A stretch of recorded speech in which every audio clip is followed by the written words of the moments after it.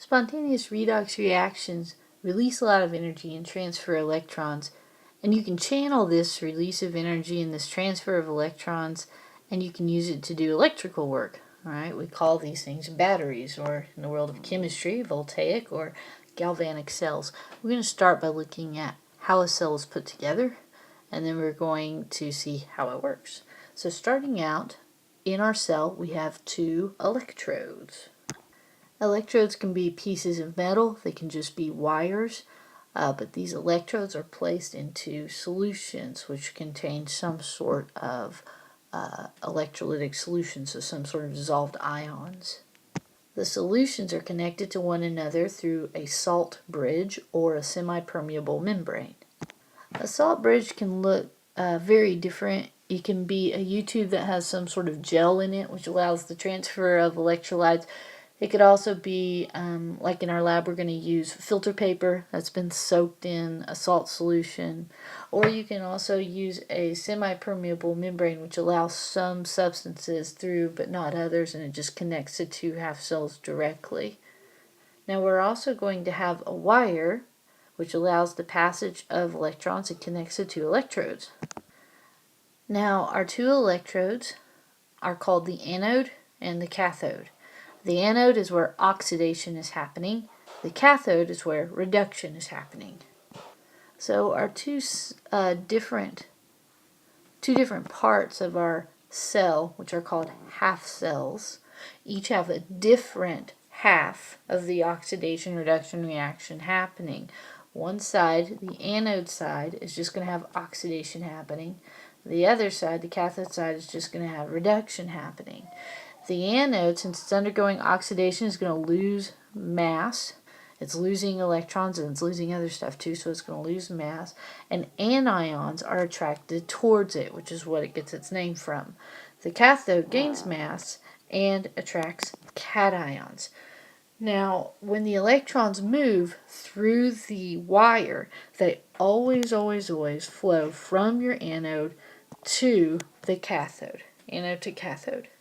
One way to describe your galvanic cell is by using something called line notation. In line notation, your anode's listed on the left, cathode is on the right. You have a double line, which represents your salt bridge. So, for example, here we have our anode, magnesium.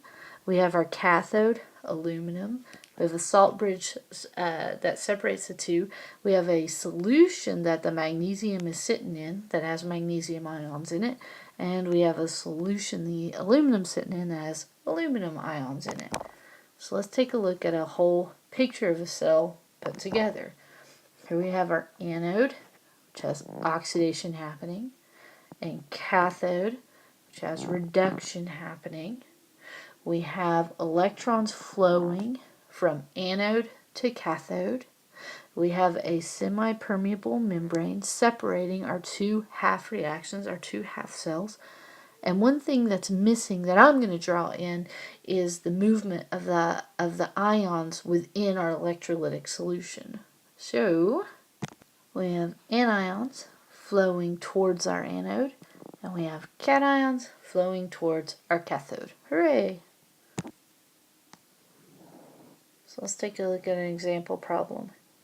Here we have a half reaction that has zinc and copper, and we're going to try to draw out this galvanic cell. We're going to identify our anode, our cathode, the direction of the electron, and direction of ion flow.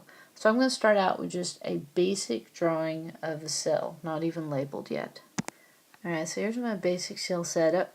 Now I know that zinc is the electrode on one of these. I know copper is the electrode on the other, because those are my two solids. So I'm just going to write one of these electrodes as zinc and one as copper. Now I have to figure out which one's the anode and which one's the cathode. And to do that, I've got to figure out which one's undergoing oxidation and which one's undergoing reduction. I can do that by assigning oxidation states. I can also do that by separating these into half reactions.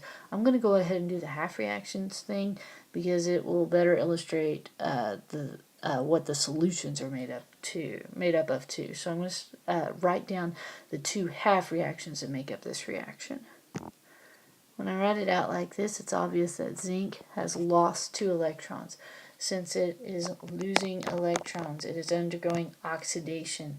Since it is undergoing oxidation, it is the anode. Now my copper has gained 2 electrons. Since it has gained electrons, it is undergoing reduction, and since it undergoes reduction, it is the cathode.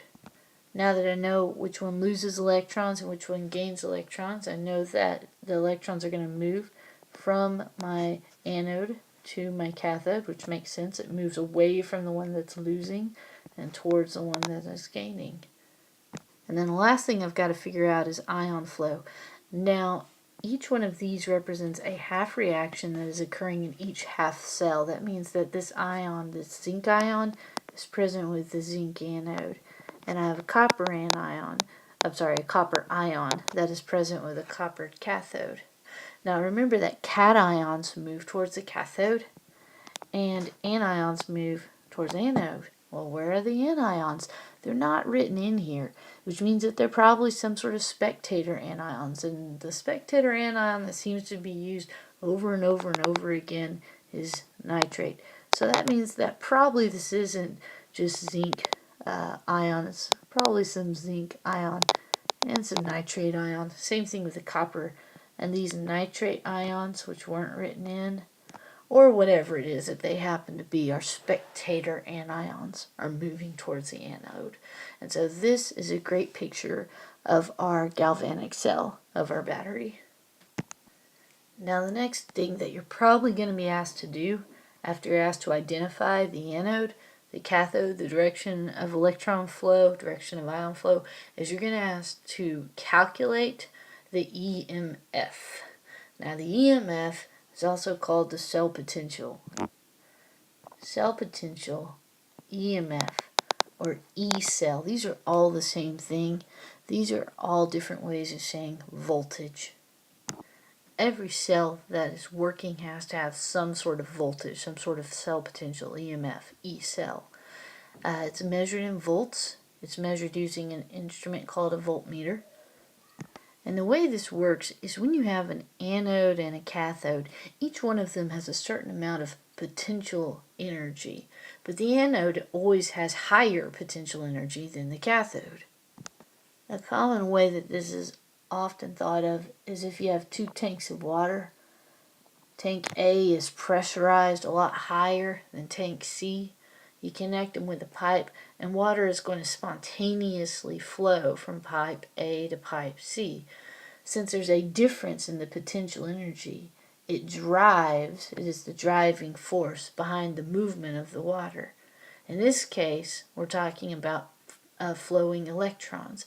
So the difference in potential energy, or the cell potential, or potential difference is what it's called in physics, is what drives electrons from the anode to the cathode. The cell potential of a voltaic cell is going to depend on 3 things. It's going to depend on what reactions are happening. It's going to depend on what the concentrations of the solutions are in the half cells, and it's going to depend on the temperature of the half cells as well. Since different reactions, concentrations, temperatures can change the voltage of the cell, they do have a standard EMF, or a standard cell potential, that they measure from. It has a pressure of 1 atm, a temperature of 25 degrees, and it has a concentration of 1 molar. So if you see something that's talking about cells in their standard state, that means that the solutions are all 1 molar in that cell, and the temperature is 25 degrees Celsius.